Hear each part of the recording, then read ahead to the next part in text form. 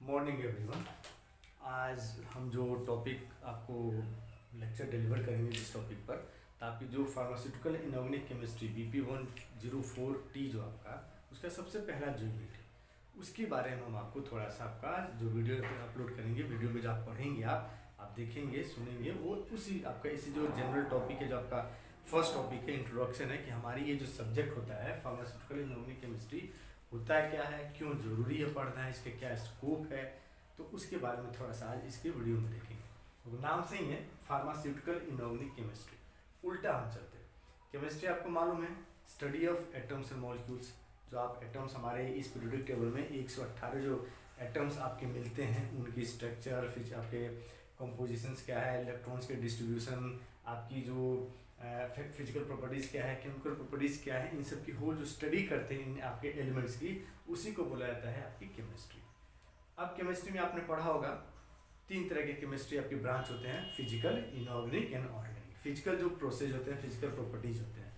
Organic carbon containing compound, और उसके अलावा जितने एटम आपके एलिमेंट से कंपाउंड जो बनते हैं जिसमें कार्बन नहीं है उनको बोला जाता है इनऑर्गेनिक। इन नहीं है, ऑर्गेनिक। ऑर्गेनिक आपका नहीं है, जैसे आपके कार्बन को छोड़ जैसे NaOH हो गया, HCl हो गया, H2SO4 हो गया, मीन जिसमें कार्बन नहीं है, तो वैसे केमिस्ट्री को बोला जाता है inorganic chemistry. Study of inorganic compound, inorganic compound, compound other than carbon.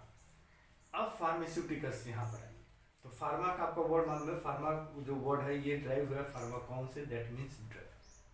तो फार्मा ड्रग आपके ऐसे जो अदर देन कार्बन है उनकी स्टडी, मीन्स ऐसे इनऑर्गेनिक कंपाउंड्स, ऐसे आपके इनऑर्गेनिक कंपाउंड्स जो कार्बन जिसमें प्रेजेंट नहीं है, वो इनऑर्गेनिक कंपाउंड्स जिनकी यूज़ हमारी फार्मेसी में होती है। वो यूज़ आपकी कुछ भी हो सकता है। वो यूज़ आपकी क्या नाम है, हमारे डिजीज़ के ट्रीटमेंट के हो सकता है, ड्रग की फॉर्मुलेशंस की, जो आप फॉर्मुलेशन पढ़ते हैं, जैसे आप टैबलेट देते हैं, जो आप दवाई लेते हैं, टैबलेट होता है, कैप्सूल होता है, लिक्विड्स में होते हैं, तो उन डोजेस फॉर्म्स को बोला जाता है। उनको बनाने में कोई ऐसे इनऑर्गेनिक आपका कंपाउंड्स यूज़ होता है, तो उन सब की होल स्टडी, क्या उनकी प्रॉपर्टीज़ है, कैसे रिएक्ट करेंगे एक दूसरे से, कितने अमाउंट में चाहिए, कौन से एलिमेंट्स की कौन सा आपका ड्रग डिजीज़ के केस में हम यूज़ कर सकते हैं, उसके हम प्योरिटी के कैसे पता करेंगे, इन सब की होल जो स्टडी होती है जिस सब्जेक्ट में, फार्मेसी की जिस सब्जेक्ट में करते हैं, उन्हीं सब्जेक्ट को बोली जाती है फार्मास्यूटिकल इनऑर्गेनिक केमिस्ट्री। आगे समझिए, उल्टा आप चलिए, chemistry study of atoms and molecules, inorganic other than carbon. तो इनऑर्गेनिक केमिस्ट्री आपने पढ़ा है कि स्टडी ऑफ आपका compounds other than carbon, carbon को छोड़ के बाकी जो कंपाउंड्स आपके होते हैं उनकी जो स्टडी होती है, उनकी फिजिकल प्रॉपर्टीज, उनकी केमिकल प्रॉपर्टीज, उन्हीं को बुलाता है इनऑर्गेनिक केमिस्ट्री।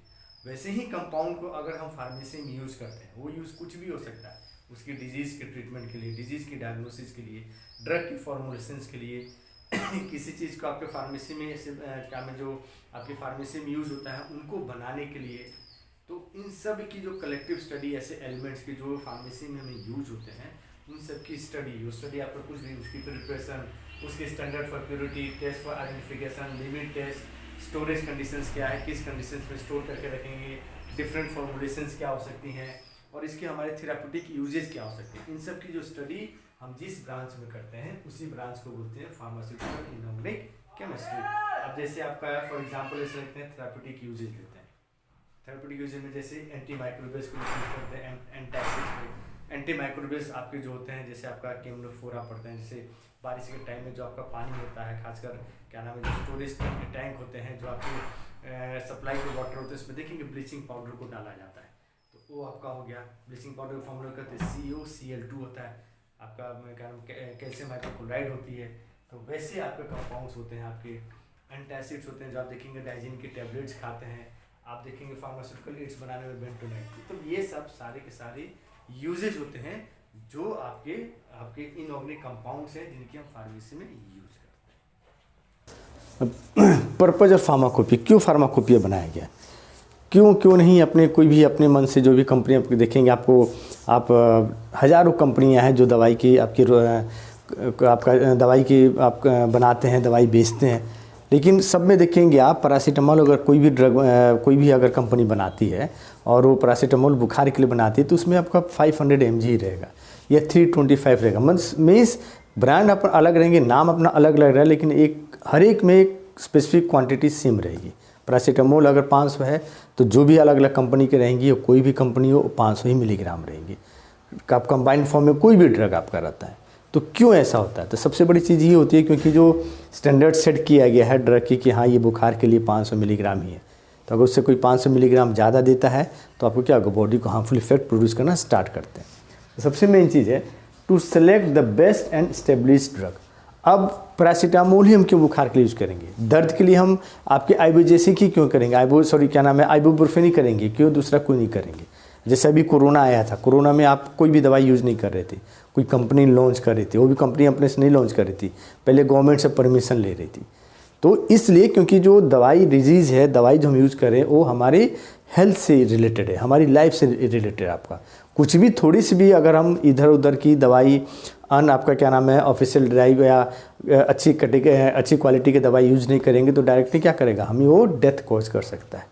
तो इसलिए सबसे पहला जो पर्पज़ होता है इस फार्माकोपिया को बनाने का कि to select the best and established drug, मतलब ऐसे ड्रग जो बेस्ट हैं, जिनकी थेरापेटिक एक्टिविटी मतलब आपकी बीमारी को ठीक करने की जो आपकी पोटेंसी है, ताकत है, वो सबसे बेस्ट हो और वो इस्टेब्लिश्ड हो, मतलब उसके बारे में साइड इफ़ेक्ट सबसे कम हो, बहुत कम आपके हार्मफुल इफेक्ट प्रोड्यूस आपके करते हों, और जो जिनको साइंटिस्ट ने प्रूफ कर रखा है, टेस्ट करके प्रूफ किया कि हाँ ये दवाई इतने अमाउंट में आपको यूज़ करेंगे तो आपके बुखार या जो भी स्पेसिफिक जिस भी बीमारी के लिए हम दवाई यूज़ करते हैं, ये इतने अमाउंट में ये इस बीमारी को ठीक करेगा और हमारी बॉडी को भी कम से कम साइड इफ़ेक्ट प्रोड्यूस करेगा। तो ये पहला है to select the best and established drug, इसका मतलब ये होता है। दूसरा, to set the standards of pharmaceutical quality. अब जो आपको बताया, कोई भी ड्रग हम ऐसे यूज़ नहीं कर लेंगे। कोई भी आपका क्या नाम है, आपका एक्सिपिएंट जो हम यूज़ करते हैं ऐसा नहीं है, जैसे आप सिरप लेते हैं, आप लिक्विड कफ सिरप लेते हैं, खांसी जब होती है लिक्विड रहता है, उसमें कौन सा लिक्विड हम डालेंगे, कितने अमाउंट में डालेंगे, तो इन सब की set the standard of pharmaceutical quality क्या होनी चाहिए। इससे कम होगी, जैसे आप देखोगे 500 मिलीग्राम लिखा हुआ रहता है, पैरासीटामोल 500 मिलीग्राम, तो 500 से 502 जा सकता है या 498 आ सकता है, उससे कम नहीं आनी चाहिए। क्योंकि 498 अगर 490 400 ग्राम या 450 ग्राम रहेगा तो फिर आपको बुखार को अच्छी तरह ठीक नहीं करेगा, थोड़ी देर के लिए करेगा, फिर से आपको क्या होगा, बॉडी टेम्परेचर राइज कर जाएगा। 500 से अगर ज़्यादा रहेगा तो फिर आपको क्या होगा, आपकी बॉडी में आपका हार्मफुल इफेक्ट प्रोड्यूस करना शुरू कर देगा। तो ये standards, to set the standards of pharmaceutical quality. तीसरा है टू नेम द फार्मास्यूटिकल। सब पैरासीटामोल ही है।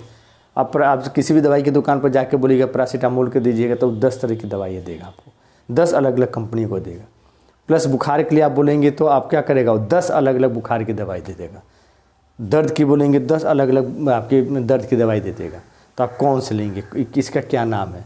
तो ये आपका टू नेम द फार्मास्यूटिकल। जो भी हम ड्रग्स, जो भी केमिकल कंपाउंड्स हम फार्मेसी में यूज़ कर रहे हैं दवाई बनाने के लिए या दवाई के प्रिपरेशंस के लिए, आपका फॉर्मुलेशंस के लिए, उन सब का एक पर्टिकुलर नेम देना ताकि आप कोई भी उसको इजीली आइडेंटिफाई करके हम उसको यूज़ करें, प्रॉपर उसका यूज़ हो, मिसयूज़ नहीं हो। And last, to encourage the usage of pharmaceuticals. Encourage करना लोगों के में कि हाँ ये लीजिए। जैसे अभी देखे थे जब कोरोना आया था तो गवर्नमेंट बोले थे सब कोई वैक्सीन लीजिए, हमें प्रोटेक्ट करता है ये, आपको क्या करेगा, कोरोना से प्रोटेक्ट करेगा, हमारी बॉडी की इम्यूनिटी को बढ़ाएगा। तो ये चीज़ फार्मास्यूटिकल्स है जो बीमारियों के लिए आपकी यूज़ करते हैं, बीमारियों को ठीक करने के लिए जो हम कंपाउंड्स के यूज़ करते हैं, फार्मास्यूटिकल्स यूज़ करते हैं, उसको इनकरेज करना, लोगों के बारे में बताना, ये यूज़ करेंगे, ये ड्रग यूज़ करेंगे तो ये बीमारी से दूर रहेंगे, ये आपकी बीमारी बहुत जल्दी ठीक हो जाएगी, इन सब के बारे में, ताकि लोग अपना हेल्थ कॉन्शियस हो, उसको आपका यूज़ कर सकें। तो ये 4 आपके पर्पज़ हैं जिस पर्पज़ से फार्माकोपिया को बनाया गया, फार्माकोपिया को लिखा गया। तो हर कोई अपने अनुसार अगर क्या नाम है मेडिसिन बनाना स्टार्ट कर देगा, कोई सेट पैरामीटर नहीं रहेगा। मतलब 500 मिलीग्राम लिखना, उससे अगर ज़्यादा कम होगा तो आपको फ़ाइन लगेगा, आपकी कंपनी बंद कर दी जाएगी, आपको हैवी पेनाल्टी लगेगा। सब का नहीं किया जाए तो क्या होगा, हर कोई भी किसी भी आपका सब स्टैंडर्ड ड्रग यूज़ करेंगे, प्रॉपर ड्रग यूज़ नहीं करेंगे, आपका उसमें क्या नाम है इम्प्योरिटी वाला ड्रग यूज़ करेंगे, 500 मिलीग्राम वाले आपको दिखाएंगे, लेकिन 500 की जगह 200 ही पैरासीटामोल होगा, 300 कुछ और चीज़ होगा, आपका कोई दूसरा केमिकल कंपाउंड होगा, आपको पैरासीटामोल से मिलता जुलता रहेगा, लेकिन आपके बॉडी पे क्या करेगा, आपका हार्मफुल इफेक्ट प्रोड्यूस करेगा। तो ये सब चीज़ें नहीं हो, इसी के लिए आपका मेन होता है फार्माकोपिया को इस्टेब्लिश किया गया। अब देखेंगे इसमें हम आपकी सबसे पहले देखेंगे हिस्ट्री है, तो इंडियन हिस्ट्री आपको ज़्यादा पूछी जाती है, तो पहले हम इंडियन हिस्ट्री ऑफ क्या नाम है इंडियन फार्माकोपिया कब इस्टेब्लिश हुआ, कब से स्टार्ट हुआ, कितने एडिशंस हैं, क्या क्या, ये सब चीज़ें अब एक एक करके देखेंगे। नेक्स्ट टॉपिक इसमें अब कवर करेंगे हम फार्माकोपिया। फार्माकोपिया ये वर्ड आपका 2 वर्ड से बना है, फार्माकोन प्लस पोइन। फार्माकोन का मतलब होता है ड्रग, पोइन मतलब टू मेक और क्रिएट। जैसे आप लोग पढ़ते हैं, आप जैसे 11th-12th में आप पढ़े होंगे, उसके पहले जो भी बुक पढ़े होंगे आपने, जैसे साइंस के लिए 10th तक पढ़े होंगे, साइंस के लिए कॉमन बुक आती थी। एनसीईआरटी की अलग अलग आपके पब्लिकेशंस की बुक आती है। उससे जब 11th-12th में आप आए होंगे तो फिजिक्स की अलग की पब्लिकेशंस की आदि पढ़ते होंगे, केमिस्ट्री की अलग, बायोलॉजी की अलग। तो हर एक सब्जेक्ट्स के लिए अपना अलग अलग बुक आती थी, उसको आप पढ़ते थे। एनसीईआरटी के अलावा और भी सारी बुक आती थी। उसी तरह जैसे हमारे जो ये फार्माकोपिया है, जो हम ड्रग्स बनाते हैं, जो भी टैबलेट खाते हैं, आप दवाई खाते हैं, कुछ भी बुखार हुआ, सर्दी हुआ, जुकाम हुआ, कोई भी बीमारी आपकी, उसके लिए जो दवाई खाते हैं, तो दवाई कैसे बनाते हैं आप उसमें देखें। जैसे आप पैरासीटामोल है, ठीक, पैरासीटामोल जैसे दवाई आप लेते हैं, बुखार आपको हुआ तो बुखार के लिए आप क्या लेते हैं, पैरासीटामोल लेते हैं। पैरासीटामोल एक आपको बॉडी टेम्परेचर को कम करने के लिए, नॉर्मल जब आपका बॉडी टेम्परेचर बढ़ जाती है, बुखार होता है, उसको नॉर्मल पर लाने के लिए आपको 500 मिलीग्राम सफिशिएंट होता है। लेकिन जब आप टैबलेट देखेंगे, कभी आप इसको वे करके भी दे सकते हैं, जो आप टैबलेट खाते हैं तो वो 500 मिलीग्राम नहीं, उससे ज़्यादा रहता है, 1 या 1.5 ग्राम के आसपास रहता है, एक टैबलेट आपके आसपास रहता है।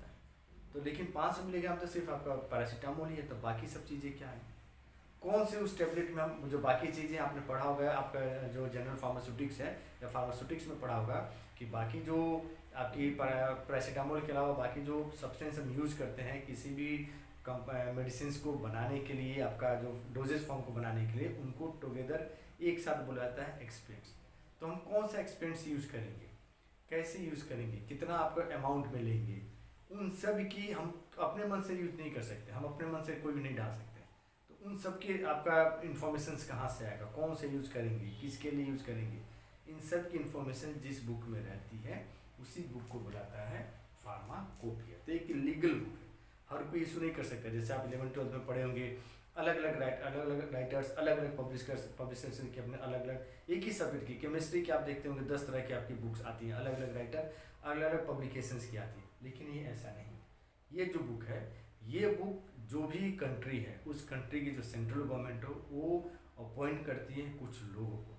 वो लोग जो इस फील्ड से जुड़े होते हैं, पढ़े होते हैं, आपके डिग्री होती है, इस फील्ड से जुड़े रहते हैं, इनमें इनका 10 साल 15 साल का एक्सपीरियंस होता है, उन लोगों को अपॉइंट करती है। फिर अपॉइंट करने के बाद देन उनको ऑथराइज करती है, उनको परमिशन देती है कि हाँ अब आप एक बुक को लिखिए, आप बुक बनाइए, जिस बुक में कोई भी डिजीज से रिलेटेड ड्रग बनाना है, उसकी कौन कौन से फॉर्मुलेशन से, मतलब टैबलेट में रहेगा कि कैप्सूल में रहेगा कि सस्पेंशन में रहेगा, तो जो भी कंपाउंड यूज़ करेंगे, कैसे आप पता करेंगे जब हम पैरासीटामोल यूज़ कर रहे हैं वो पैरासीटामोल ही है, कोई दूसरी कंपाउंड आपकी नहीं है। 500 मिलीग्राम यूज़ है, उसमें लिखा हुआ 500 मिलीग्राम, तो कैसे आप पता करेंगे कि 500 ही है, 500 ज़्यादा नहीं है, 500 से कम नहीं है। इन सब की बारे में इंफॉर्मेशन उस बुक में आपको देनी है। तो ऐसी ही बुक जिसमें पूरी इन्फॉर्मेशन अबाउट द ड्रग जो हम यूज करते हैं, मेडिसिन फॉर्मुलेटेड ड्रग जो यूज़ करते हैं, उनके बारे में कौन कौन से आपका मेन आपका एपीआई क्या है, एक्टिव फार्मास्यूटिकल इंग्रेडिएंट्स, मतलब जो हमारे डिजीज़ को ठीक करने के लिए जो हम यूज़ करते हैं, उसके साथ कौन कौन से हम एक्सपेरिएंट्स यूज़ किए हैं, कितने अमाउंट में यूज़ करेंगे, इन सब के बारे में पूरी आपकी डिटेल आपका इन्फॉर्मेशन रहता है। उनकी physical property, structure, solubility, identification test करके अलग अलग आपको पूरा दिया था हर एक सब्सटेंस का, जो भी हम फार्मेसी में यूज़ करेंगे, मीन्स जो भी आपका फार्मास्यूटिकल्स प्रोडक्ट्स को बनाने के लिए, दवाई डायग्नोसिस के लिए, ये आपका डिजीज़ को ट्रीट करने के लिए जो भी दवाई बनाएंगे, उसके लिए जो जो भी रॉ मटेरियल्स हम यूज़ करेगा, उन सारे रॉ मटेरियल्स की पूरी डिटेल इस बुक में रहती है। उसी बुक को बोली जाती है फार्माकोपिया। इसमें लिखा है legal and official book issued by the recognised authorities appointed by government of each country. हर कोई नहीं, आप इसको फार्माकोपिया का हर कोई पब्लिश नहीं कर सकता है, सिर्फ गवर्नमेंट, सेंट्रल गवर्नमेंट जिसको अपॉइंट करती है साइंटिस्ट को या पर्सन्स को, वहीं लोग परमिशन उनको परमिटेड है, वो लोग लिखते हैं। वो लोग पूरे ऐसे भी नहीं लिखते, वो लोग ऐसे नहीं कि आपको लिख लेंगे, हर एक कंट्री की अपनी अलग एक सेंट्रल लैब होती है जहाँ पर इस सब के बारे में पूरी हो आपका क्या नाम है पूरा टेस्ट करते हैं, एक्सपेरिमेंट्स परफॉर्म करके देखते हैं, देन उसके बाद वो आपको बुक में आपको पब्लिश करते हैं। तो ये उसी को बोलते हैं, it contains list of medicinal substances, crude drug and formulas for making preparations for them. सब कुछ पूरी डिटेल रहती है, कौन कौन से मेडिसिनल सब्सटेंसेज हैं, उनको बनाने के लिए कौन से में क्रूड ड्रग्स है, उनकी क्या फार्मूला होगी, किस रूप में हम बनाएंगे, आपका सॉलिड बनाएंगे तो कौन कौन से एक्सपेंस यूज करेंगे, लिक्विड बनाएंगे तो कौन से यूज करेंगे, कितने अमाउंट में यूज करेंगे, पूरी डिटेल रहती है इस बुक में। तो इसी बुक को बोली जाती है फार्माकोपिया। ठीक है, ये फार्माकोपिया हर एक कंट्री के अपना अलग अलग फार्माकोपिया। मैंने यहाँ पर सिर्फ 5 फार्माकोपिया का नाम दिया। जैसे हमारे इंडिया में जो होती है उसको बोलते हैं इंडियन फार्माकोपिया। ब्रिटिश में चलती है, जो ब्रिटेन में चलती है उसको बोलते हैं ब्रिटिश, शॉर्ट फॉर्म में IPBP। यूनाइटेड स्टेट अमेरिका में जो चलती है USP उसको बोलते हैं। जापान में जो चलती है आपका जापानीज फार्माकोपिया। चाइना में चलती है आपका चाइनीज फार्माकोपिया। तो ऑलमोस्ट हर एक कंट्री की अपनी फार्माकोपिया है। उसी के अनुसार, उसी फार्माकोपिया के अनुसार उसमें जो फॉर्मूला दिया गया है, जो आपके क्या नाम है डोजेस फॉर्म दिए गए हैं, सब कुछ उसके अनुसार ही आपको कोई भी ड्रग की जो डोजेस फॉर्म होती है उसको कंट्री बनाती है। तो ये आपका स्टार्टिंग है फार्माकोपिया के बारे में। अब इसमें देखेंगे हमारी जो इंडियन फार्माकोपिया है, मेन उसके बारे में पढ़ेंगे कि कब से स्टार्ट हुआ, अभी कौन सा एडिशन है, कौन सा पहला एडिशन था, उसमें क्या क्या चीज़ें हैं, उन सब के बारे में थोड़ा सा एक एक करके पहले हम देखेंगे आपके इंडियन फार्माकोपिया के बारे में।